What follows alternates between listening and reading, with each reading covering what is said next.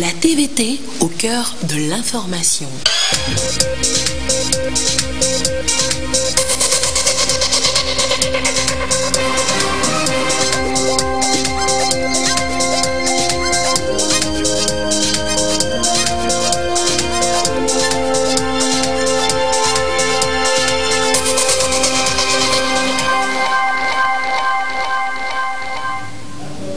Il est l'heure du journal sur la télévision togolaise. Madame, Monsieur, bonsoir et voici les titres de cette édition.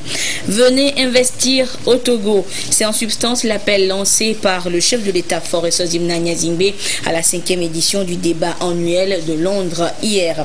Invité d'honneur à cette édition, le président de la République a vendu la destination Togo aux investisseurs présents. À découvrir dans cette édition.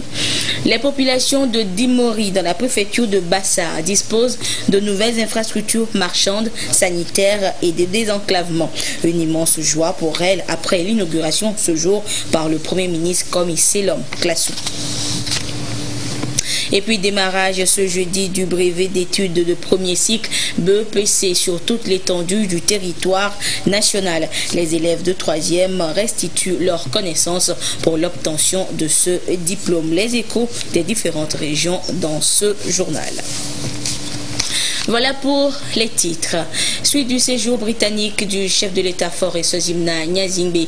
Hier, le président de la République a pris part à la 5e édition du débat annuel d'Invest Africa, où il a fait valoir les opportunités d'affaires qu'offre notre pays. Nous reviendrons en détail sur ce débat dans le courant de cette édition. Je vous le disais également en titre, plusieurs structures socio-communautaires viennent d'ouvrir leurs portes à Dimori, dans le Bassar.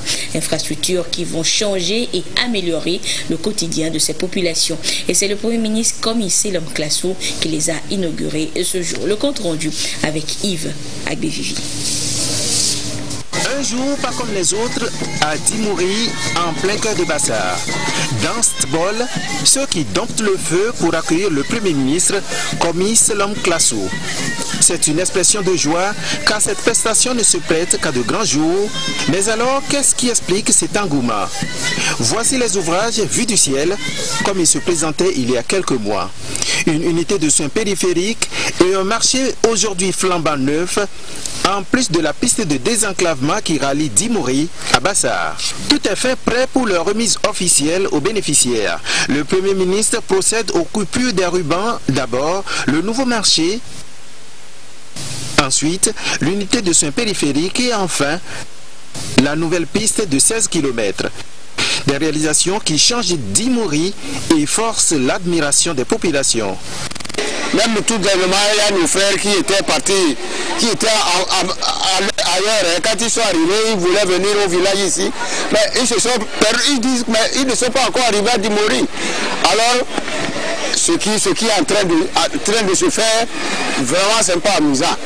Donc, vous voyez, et là où nous sommes, si quelqu'un est en train de travailler pour vous, il faut pas fermer les yeux, il faut ouvrir les yeux et puis le remercier.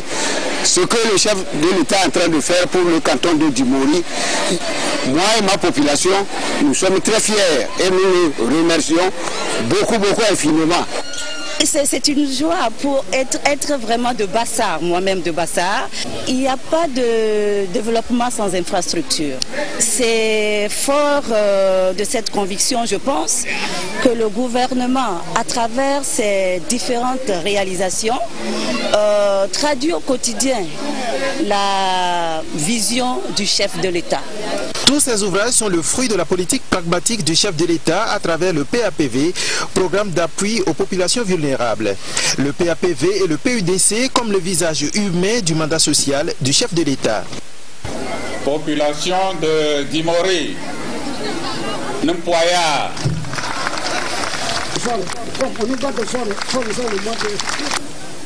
Le mensonge donne des fleurs, mais jamais de fruits.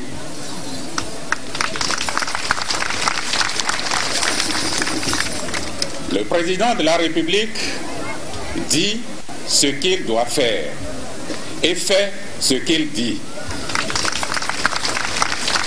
Là, ça produit des fruits. Et c'est pour ces fruits que nous sommes là. En vue d'atteindre rapidement les objectifs du Plan national de développement PND, le président de la République a décidé, et à juste titre, que nous introduisions l'approche urgence au mécanisme classique, ceci en vue d'intensifier l'action du gouvernement contre la pauvreté et ainsi renforcer l'inclusion économique et sociale. En procédant aujourd'hui à l'inauguration de tous ces ouvrages, le PUDC et le PAPV restent alors des instruments efficaces pour gagner du terrain contre la pauvreté, même là où elle est la plus fortement enracinée, notamment dans les zones rurales. Le PAPV, le gouvernement l'a voulu ainsi pour rapprocher les structures socio-communautaires des populations à la base. Ce sont des structures modernes qui viennent remplacer les anciennes, devenues inadaptées par l'usure du temps. Une enveloppe de près de 600 millions de francs CFA pour leur réalisation. Les Dimoriens disposent désormais d'un outil de développement bien en phase avec le plan national de développement PND, ici expliqué davantage par le Premier ministre. Le deuxième axe du plan national de développement, c'est de faire développer des pôles de croissance agricole, manufacturiers et d'industrie extractive. Qu'est-ce que Dimori peut avoir dans la mise en œuvre du plan national de développement? Nous voulons à partir de maintenant transformer les produits agricoles, le maïs, l'igname, tout ce que vous produisez dans Dimori, tout ce qu'on produit dans le Grand Bassar, qu'on puisse transformer ces produits-là dans les usines. Quels peuvent être les avantages pour Dimori, pour Bassar? Lorsque nous produisons, aujourd'hui, directement, on va vendre. Mais avec le PND, et surtout au niveau de l'axe 2, lorsqu'on produit, on va aider les agriculteurs. Il y aura une meilleure conservation des produits. Ensuite, viendra la phase de la transformation. Ça veut dire qu'il faut créer des usines. En transformant le maïs, la tomate, le piment, tout ce que vous voulez. Lorsque c'est transformé, au moment de la vente, le prix sera relevé. Alors, si le prix est relevé, ça veut dire que nous créons de la richesse. Mais avant d'arriver à la phase de la création de la richesse, nous avons déjà créé une chaîne de valeur. C'est-à-dire, il y a plus de travail. Avant, il n'y avait pas d'usine de transformation des produits, des céréales.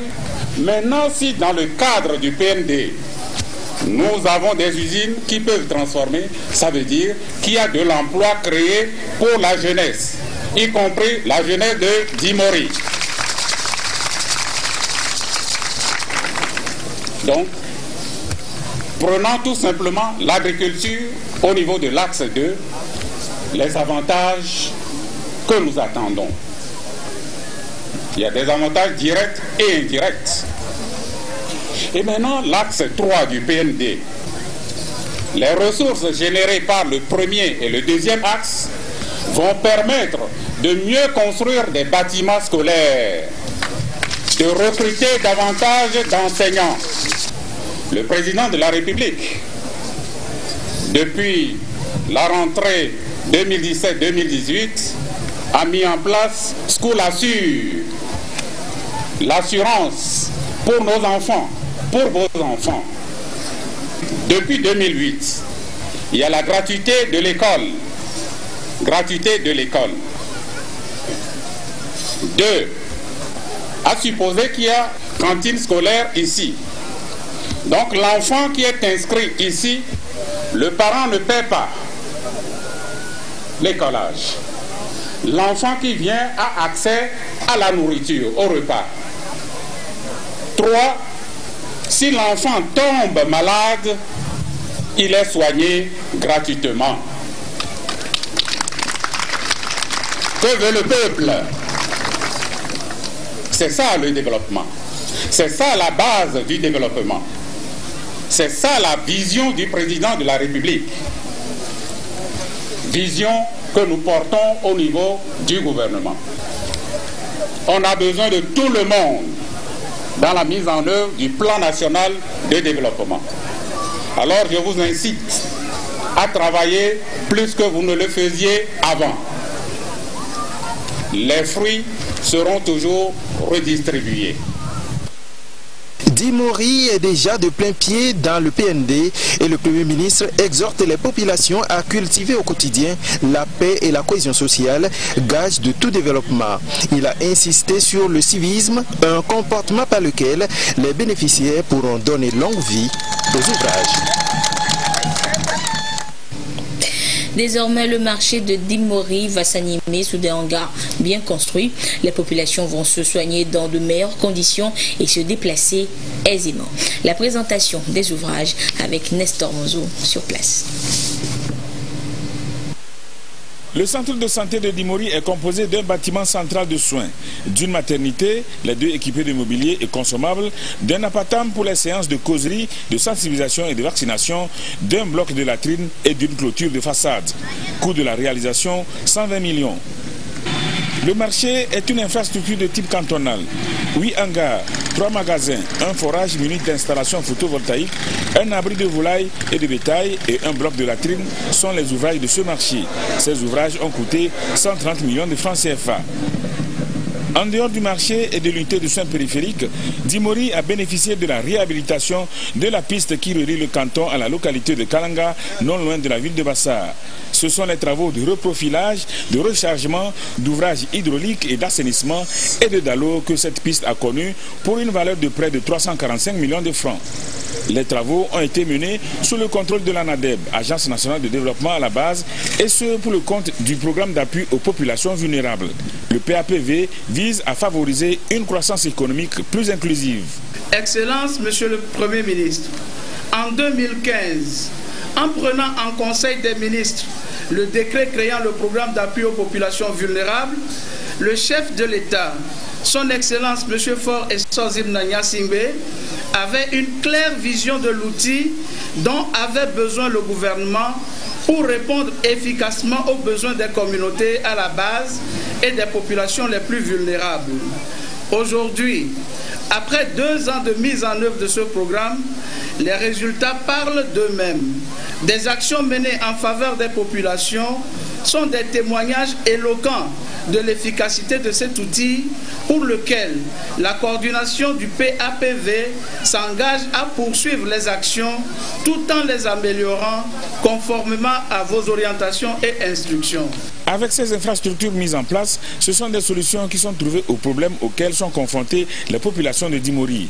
Elles ont accès à des soins primaires de qualité, leurs activités vont se faire dans un environnement bien aménagé et leur déplacement sera moins pénible. Les populations de Dimori et de toute la préfecture de Bassar voudraient rendre un hommage particulier au président de la République, son Excellence, M. Faure Essozimna Gnassingbé, et lui témoigner leur soutien indéfectible, leur fidélité et leur loyauté. Je voudrais également féliciter l'ensemble des acteurs qui ont œuvré dans les délais et conformément aux clauses des marchés publics pour l'opérationnalisation de ces nouvelles infrastructures.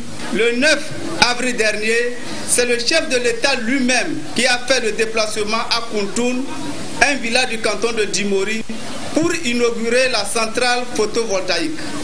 Aujourd'hui, le chef du gouvernement est venu nous remettre officiellement le marché, l'unité de soins périphériques et la piste. C'est une fierté et un grand honneur pour nous, car en si peu de temps, le chef de l'État, son Excellence Faure Essozimna Gnassingbé, nous a dotés de tout ce qui peut booster notre économie et notre développement. 11 entreprises togolaises ont été retenues pour réaliser les travaux. 300 ouvriers, dont 50 de Dimori, ont été recrutés. Au niveau des travaux de la piste rurale, par exemple, les statistiques relèvent qu'en 7 mois, entre novembre 2018 et mai 2019, les ouvriers locaux ont perçu plus de 23 millions de francs CFA. Les députés de la 6e législature se sont réunis à l'hémicycle pour la 6e séance plénière de la première session ordinaire de cette année. À l'unanimité, ils ont voté la loi uniforme relative au crédit bail des pays membres de l'Union monétaire ouest-africaine UMOA, un cadre juridique spécifique à la location des biens et au paiement des loyers dans l'Union. Les précisions avec Augustin Kossi. Une étape importante vers la promotion du marché du crédit de bail au Togo. La loi uniforme relative à cette activité financière dans les États de l'Union monétaire ouest-africaine, votée à l'unanimité par la représentation nationale. Le texte consacre un cadre juridique spécifique aux transactions liées au crédit bail et se révèle un outil de financement des petites et moyennes entreprises. Il tient compte des spécificités du crédit bail, régit les contrats y afférents et offre une plus grande sécurité juridique aux opérations. Pour le commissaire du gouvernement, c'est un instrument privilégié de financement dans la mesure où il inclut une institution financière qui loue à un client un bien mobilier ou immobilier, corporel ou incorporel, qui en dispose le droit d'usage et paie les loyers. Le contexte économique actuel de notre pays, marqué par la ferme volonté de son Excellence, M. Faure Esozimna Gnassingbé, président de la République, de faire émerger l'économie togolaise, fait ressortir la nécessité de diversifier les instruments de financement, particulièrement en faveur des petites et moyennes entreprises qui occupent une place importante dans le tissu économique de notre pays. L'adoption de la présente loi revêt donc une importance majeure et offre à notre pays un cadre juridique adéquat permettant au système bancaire d'améliorer l'accessibilité du secteur privé au crédit pour accroître ses activités. Je n'ai pas de doute que le crédit bail, au regard de ses avantages, contribuera à la mise en œuvre du plan national de développement.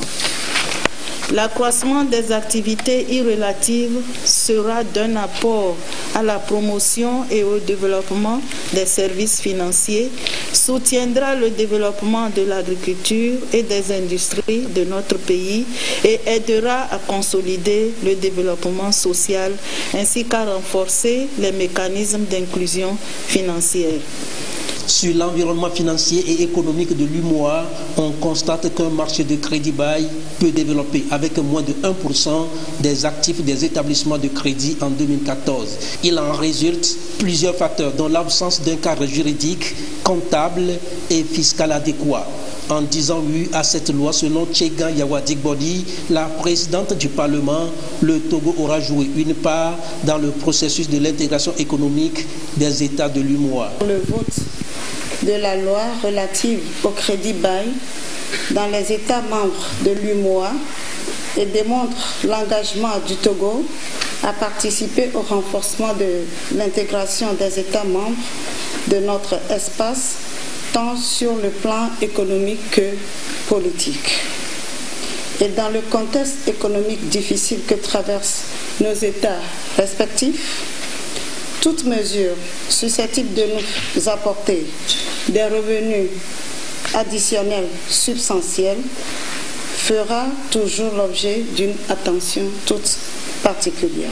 La présente loi vient donc allonger la longue liste des mesures incitatives mises en œuvre par le gouvernement sous la houlette du président de la République, son Excellence Faure Esozimna Gnassingbé, pour rendre notre économie performante et attractive. Sur un plan purement technique, il est établi que le crédit bail est peu développé dans notre sous-région, alors qu'il s'agit là d'un mode de financement souple, notamment pour les PME qui y trouvent l'une des solutions pour l'expansion de leur activité. Par ailleurs, l'absence de réglementation adéquate de cette activité financière a eu pour conséquence de freiner son développement au sein de l'Union. Qu'il vous souvienne que ce projet de loi a été adopté par le Conseil des ministres de l'UEMOA en juin 2016 en vue de préserver la soutenabilité macroéconomique des États membres suite à une analyse de la situation de ceux-ci. Ce sera également une réponse à la problématique de financement du plan national de développement PND 2018-2022 qui fait appel à la contribution du secteur privé à hauteur de 65%, ce qui sans doute favorisera le renforcement de l'économie nationale, de même que le bien-être des populations. La Cour suprême du Togo forme les acteurs impliqués dans le processus électoral sur la gestion du contentieux électoral. Il est question de les outiller pour qu'ils puissent gérer et régler d'éventuels litiges qui pourraient survenir durant ces élections locales à venir. Chaz Nambaga pour des précisions. La gestion du contentieux des élections municipales du 30 juin 2019 au cœur de cette session de formation.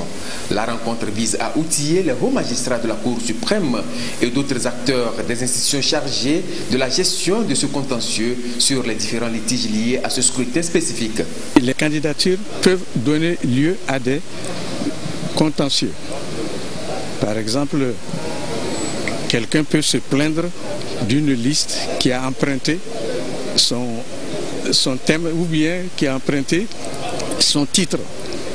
Et il va falloir que la Cour statue, la Chambre statue pour dire s'il faut enlever ce titre ou bien s'il faut le maintenir. Et ensuite, il y a les contentieux de la campagne électorale. Ensuite, il y a le contentieux des opérations électorales. C'est-à-dire, le jour du scrutin, qu'est-ce qui se passe dans les bureaux de vote? Est-ce qu'il y a fraude constatée? Si vous avez constaté des fraudes, on peut saisir la chambre administrative pour statuer. Et il y a après ça le contentieux des résultats. Le contentieux des résultats, c'est demander à la chambre administrative, par exemple, d'annuler telle ou telle élection dans tel ou tel bureau de vote, ou d'annuler même entièrement l'élection dans une commune, ou encore de revoir les chiffres, les suffrages exprimés, qui peuvent amener des fois à déclasser les listes. On peut aussi déclarer quelqu'un élu pour telle raison découverte. On demande à ce qu'il soit invalidé en tant que candidat. Les travaux qui vont durer 3 jours portent sur 4 modules. Le module 1 aura 2 thèmes. Le premier thème, ce serait le cadre normatif des élections. Ensuite, le module 2, ce serait l'harmonisation de ces textes internationaux et nationaux. Le module 2, ce serait consacré à la gestion proprement dite du contentieux électoral. Donc toute la procédure et les délais. Le module 3 sera consacré à la répartition des sièges à la proportionnelle au plus fort reste. Et le 4e module concerne les cas pratiques qui contiennent des erreurs que les participants doivent retrouver. C'est pour vous expliquer qu'il peut y avoir des erreurs à partir d'un bureau de vote, que ces erreurs soient couvertes par inattention à la CELI et à la CENI. Ça ne devrait pas être le cas à la Cour suprême. Pour une gestion efficace et inclusive du contentieux de ces élections municipales, des représentants des partis politiques et des candidats indépendants ainsi que des journalistes sont associés à cette session de formation. Voilà qui traduit la volonté des plus hautes autorités togolaises d'organiser un scrutin libre, transparent, juste et équitable pour tous les candidats.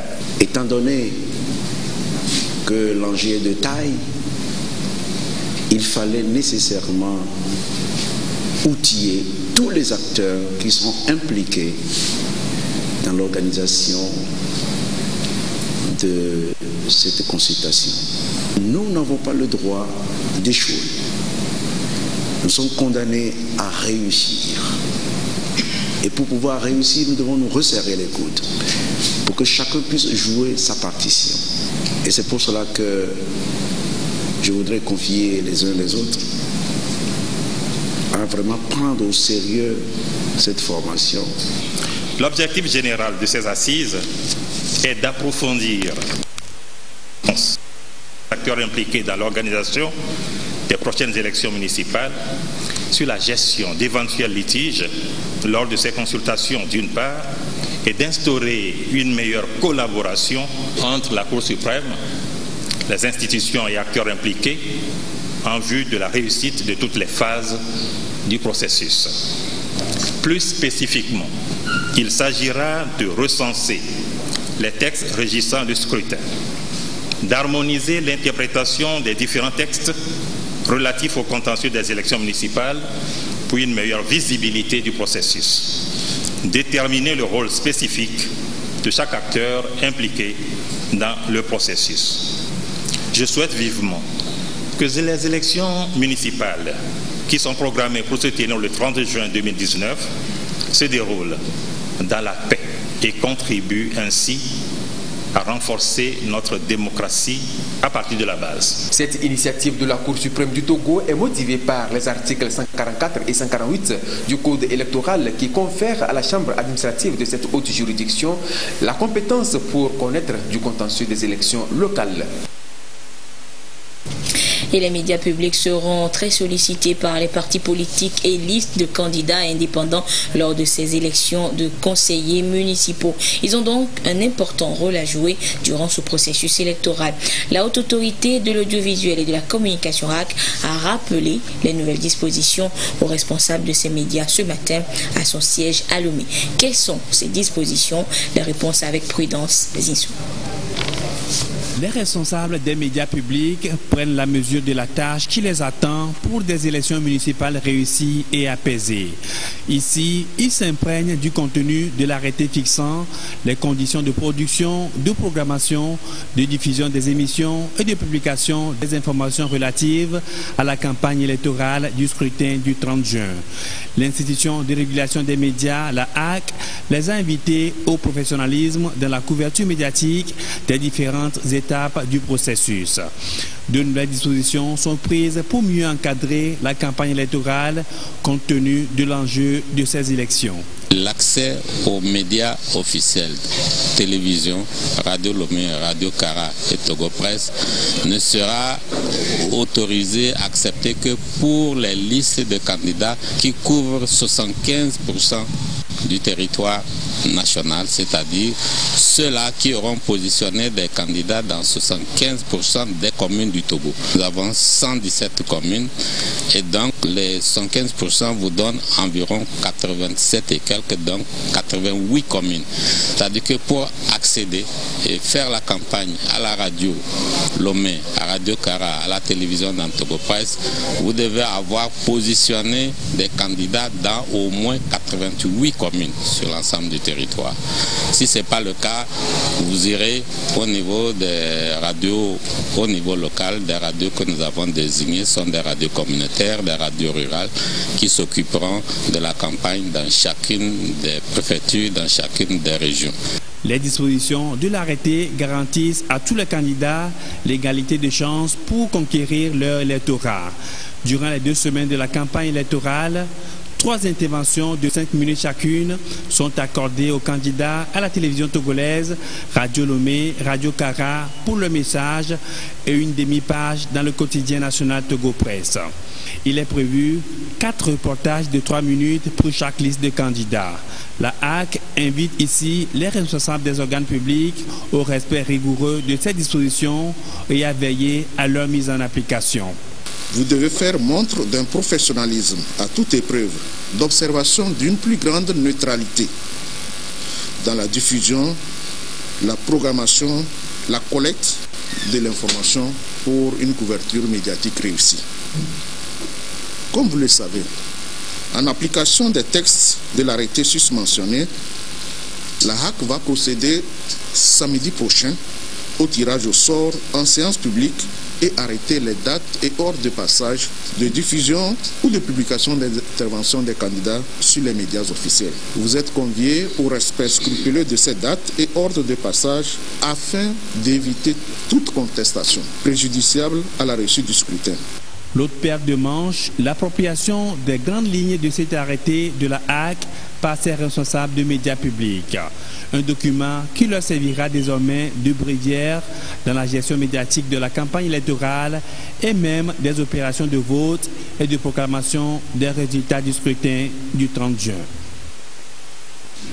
Le respect du code de bonne conduite du journaliste en période électorale, c'est un principe fondamental pour les élections municipales apaisées. Les différentes organisations de presse du Togo ont donc signé ce document ce matin au siège de la HAC, signe de leur adhésion et engagement pour des locales réussies, ceci grâce au professionnalisme des journalistes sur le terrain. Quelle est la portée de ce acte en cette période électorale? Les réponses avec Prudence Zissou. Des organisations de presse disent oui au professionnalisme dans la couverture médiatique des élections municipales du 30 juin prochain. Engagement acté par la signature du Code de bonne conduite du journaliste en période électorale. Ce code vient en complément aux différents textes fondamentaux qui régissent la profession et rappelle aux journalistes le sens élevé de responsabilité avant, pendant et après les élections. Nous venons donc de signer ce code de bonne conduite et comme on le fait habituellement, l'OTM étant donc un organe d'autorégulation, nous essayons donc de travailler avec les autres organisations de presse de manière à ce que ces organisations puissent faire refléter cela donc dans les différents organes de presse, dans les médias, de manière à ce que cela soit respecté. Nous sommes des journalistes, nous tendons nos micros, mais notre comportement sur le terrain, comment devons-nous nous comporter?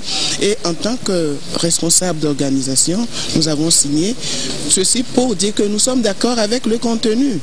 Nous sommes d'accord avec le contenu que nous partageons avec les membres de nos organisations, le contenu que nous partageons avec les journalistes pour avoir une élection ou bien pour connaître une élection apaisée et que le journaliste aussi fasse son travail comme cela se doit sur le terrain. La responsabilité sociale des médias en période électorale exige de la part du journaliste l'indépendance, l'impartialité, les attitudes et l'équilibre des informations. Une mission qui devra passer par une bonne maîtrise du jeu électoral et l'appropriation des différents textes, notamment le code de bonne conduite du journaliste. En s'appropriant le code de bonne conduite, le journaliste devient ainsi un professionnel aguerri, astreint à l'observation d'une grande rigueur dans la collecte, le traitement et la diffusion de l'information vraie et vérifiable. Je voudrais réitérer le souhait de la HAC de voir les professionnels des médias assumer leurs responsabilités dans le strict respect du cadre légal et réglementaire, de la régulation des médias en période électorale, mais également en faisant preuve de professionnalisme et d'honnêteté comme pour les législatives passées. Le respect des dispositions prévues dans ce code qui a reçu l'adhésion des organisations professionnelles de la presse devra permettre aux journalistes de mieux jouer leur partition pour la réussite du processus électoral. Ceci pour un scrutin transparent et apaisé. Top départ pour les épreuves écrites du BEPC ce jeudi sur l'ensemble du territoire national. Plus de 130 000 candidats étaient face à l'épreuve de sciences de la vie et de la terre SVT ce matin. Une délégation du ministère des enseignements primaires et secondaires a fait le tour de certains centres d'écrit dans la préfecture de Zio pour vivre les premières heures de ces épreuves écrites. Le compte rendu avec Ekwe Salah. Silence absolu au CEGT Vieux-Ville 1. Il est 7h50. Dans ce centre d'écrit, les candidats à l'examen du BEPC se concentrent sur la première épreuve de la journée, les sciences de la vie et de la terre. La partie A de cette épreuve exige de ses potentiels futurs lycéens la reproduction du schéma de l'arc réflexe simple et d'une articulation, et la partie B des réponses à ces différentes questions, toutes en rapport avec les chapitres étudiés durant les 9 mois. À quelques kilomètres de là, le centre d'écrit du CEG Saint-Pie-X, réservé essentiellement aux candidats libres. Concentration au point, ils fouillent, bêchent dans leur ménage pour décrocher le billet d'entrée au lycée. Puis, direction CEG Agbelouvé. Il était 9h05, certains candidats sortaient déjà avec beaucoup d'espoir. Je suis sûr, je sais que il y en aura quelque chose de bon. J'ai bien travaillé. Et bon, ça dépendra des correcteurs aussi. Bon, parce que moi-même, je suis sûr que, bon, à SVT, ça peut aller. Parce qu'en schéma et en partie B aussi, j'ai fait de mon mieux. L'épreuve est abordable quand même. Sinon, nous souhaitons c'est pour que l'épreuve de dictée question et d'autres épreuves soient abordables comme la première. Sur les lieux, une délégation du ministère des enseignements primaires secondaires est venue constater le démarrage des évaluations. Cette année, 139 200 candidats sont à la conquête du brevet d'études du premier cycle, dont 45,30% de filles. Après le tour de ces quelques centres, le constat qui est fait, c'est que tout se passe bien dans, du moins, les salles où nous avons rendu visite aux candidats en train de composer. Et selon les rapports qui nous sont parvenus des autres régions, nous pouvons nous réjouir que la phase écrite du BPC session 2019 a bien démarré et nous espérons que ça va se poursuivre dans le même état pour se finaliser à la satisfaction de nous tous. En attendant les prochaines épreuves, quelques coups d'œil dans les cahiers sont nécessaires.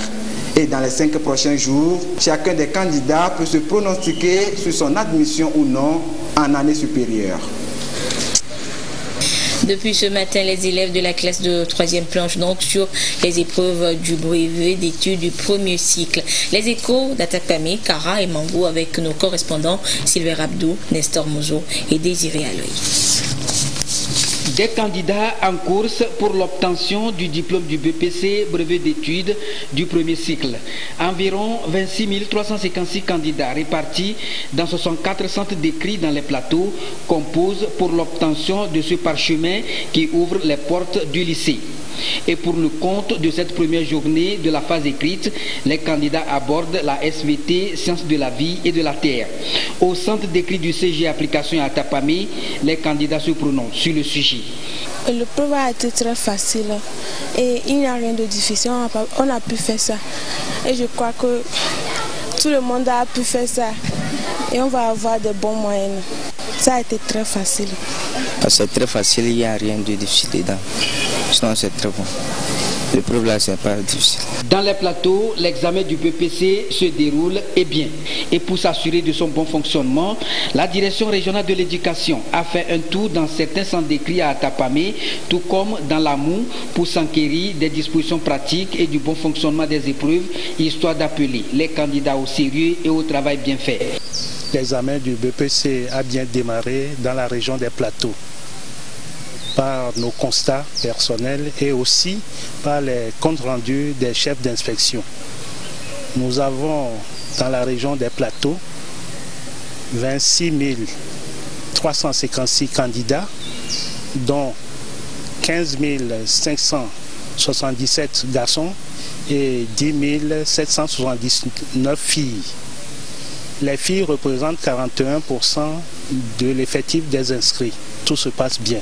Nous avons dit aux élèves de se concentrer, de travailler bien, de relire leur production pour s'assurer qu'ils ont fait du bon travail. Ces évaluations de fin d'année ont beaucoup d'importance à rappeler les responsables de l'éducation qui se félicitent du climat de paix et de sérénité qui ont régné tout au long de l'année scolaire. Ils ont appelé les candidats à bien travailler pour franchir ce cap qui va leur permettre de faire le premier pas au lycée. 6 juin 2019, il est 6h45. Nous assistons ici au CG Mangoville 1 à la montée des couleurs, puis entretien des autorités avec les candidats au BPC, brevet d'études du premier cycle. Après, c'est l'appel suivi du contrôle d'identité. 7h30, l'autorité donne le ton avec le dévoilement de l'épreuve de SVT, première matière. L'effectivité de la phase écrite de l'examen du BPC est constatée ici à Mango. Dans les savanes, 12 099 candidats sont à la porte du lycée, deuxième cycle du secondaire. Et pour avoir accès, c'est la réussite au BPC. Un examen très précieux alors. Cette année, nous avons 12 099 candidats, dans 7 274 garçons et 4 825 filles, répartis dans 32 centres et 345 salles de classe. Nous remercions Dieu Tout-Puissant. Ici, c'est le lieu de féliciter tous les enseignants qui ont mis tout pour être réguliers dans les classes pour terminer les programmes. Nous souhaitons aux élèves le calme, la sérénité pour que tous les sujets qu'on leur donnera soient abordés dans de bonnes conditions pour un meilleur résultat. Nous remercions le gouvernement pour tout ce qu'il fait en matière d'éducation de la jeunesse et surtout pour la jeune fille. Les centres d'écrit dès les premières heures ont été sillonnés par les autorités pour constater l'effectivité de l'examen et encourager les candidats. Le BPC édition 2019 est effectif à Mango. Nous avons fait le tour du CG Mango Ville 1. Actuellement, nous sommes au niveau du CG Mango Ville 2. Tous les candidats sont en place. Tous les surveillants sont là. Les centres sont sécurisés. C'est le lieu de dire un sincère merci au chef de l'État grâce à qui l'année scolaire 2018-2019 a été une année apaisée. C'est grâce à cette paix-là aussi que le corps enseignant, avec l'encadrement des inspecteurs, a fini le programme et a mis ainsi les élèves dans des conditions optimales pour une meilleure réussite. Après 9 mois de labeur, ils espèrent réussir brillamment. Démarrer ce 6 juin, il prendra fin le mardi prochain 11. Bonne chance à tous les candidats. Les examens de fin d'année scolaire 2018-2019 s'égrènent. Après le bac 1, il y a 2 semaines, le BPC a démarré ce matin avec les épreuves fondamentales. Dans la Kara, à chaque examen, la direction régionale de l'éducation choisit un établissement dans l'une des préfectures pour procéder au lancement des épreuves. Cette année, pour le BPC, c'est le CG de Pagoudaville dans la Bina qui a été retenu. Dans toute la région, 49 centres d'écrit ont été ouverts pour accueillir 13 271 candidats. L'année a été sereine et nous espérons qu'elle sera bonne avec les examens et les résultats. Cette année, nous avons enregistré 13 271 candidats, dont 5 357 filles. Les effectifs cette année ont connu une légère progression d'environ 694 candidats. Donc cette augmentation est ressentie beaucoup plus au niveau des filles qu'au niveau des garçons.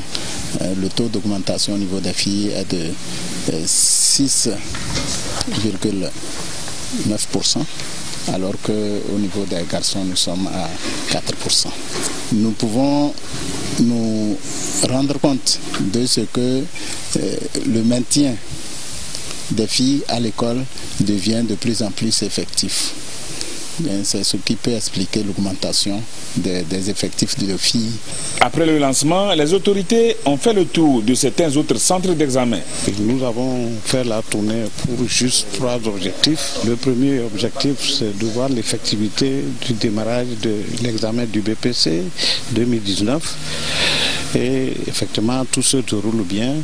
Nous avons en deuxième position donné des conseils aux enfants en leur demandant d'être à l'heure, de gérer leur stress et surtout d'éviter de tricher parce que les tricheurs, on les remarque puisqu'ils surveillent les surveillants.